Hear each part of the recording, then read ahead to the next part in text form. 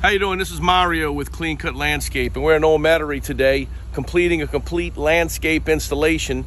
I want you to take a look at what's going on here. First off, the front of this beautiful home had two large hollies that were blocking the entire front. So we removed the two Savannah hollies that were there, and you could really see the house much better, just cleaner. We removed all the other shrubbery that was in these beds. And as you can see right here, we incorporated some boxwood globes at the corners.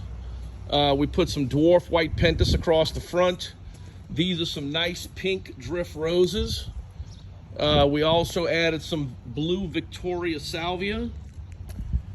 And then as we come around here, of course, we have the classic boxwood edge around the back, which really defines everything.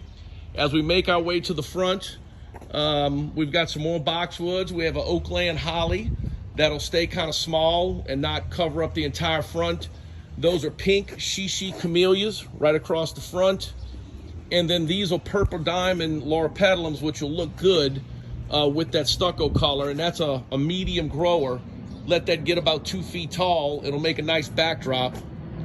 As we make our way across the front, you're gonna see we also incorporated some beautiful antique bronze LED lights. This thing should look really good at night. As we make our way to the left side, basically the same stuff, boxwood globe, which will make a nice accent at the entrance.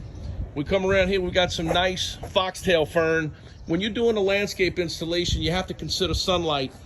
In this particular area, there's a lot of shade on this side, so we used plants that would tolerate more shade. We also used some dwarf Pringle Japanese yews, very nice leaf texture. And then of course here at the very end, we did some blue agapanthus lily of the Nile. If you need your landscaping redone, ready for a fresh new look, give the professionals a call at Clean Cut Landscape at 415-1438, or you can visit us at cclanddesign.com.